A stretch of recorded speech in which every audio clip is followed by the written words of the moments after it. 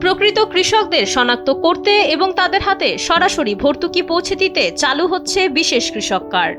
সরকারি সেবা সরাসরি কৃষকের দোরগোড়ায় পৌঁছে দিতে এই পদক্ষেপ নিলেন প্রধানমন্ত্রী তারেক রহমান। একই সঙ্গে প্রধানমন্ত্রী বলেন, কৃষি ও কৃষকের উন্নয়নে কোনো বাধা বরদাস্ত করা হবে না।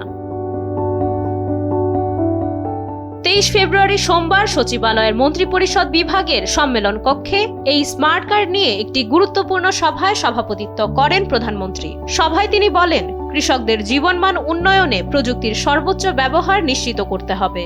মূলত মধ্যস্বত্বভোগীদের দৌরাত্ম্য কমিয়ে কৃষকরা যাতে তাদের উৎপাদিত ফসলের ন্যায্য দাম এবং সরকারি প্রণোদনা সরাসরি পান তা নিশ্চিত করতেই চালু হচ্ছে এই ব্যবস্থা।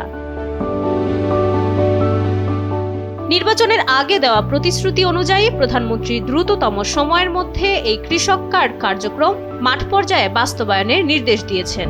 সভায় কার্ডের কারিগরি দিক, বিতরণ পদ্ধতি এবং কৃষকদের ডাটাবেস তৈরির অগ্রগতি নিয়ে বিস্তারিত আলোচনা হয়।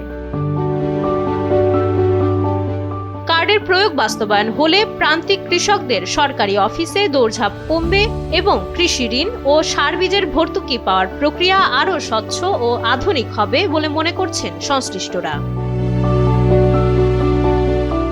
মাইশা মালিহা, সময়ের আলো।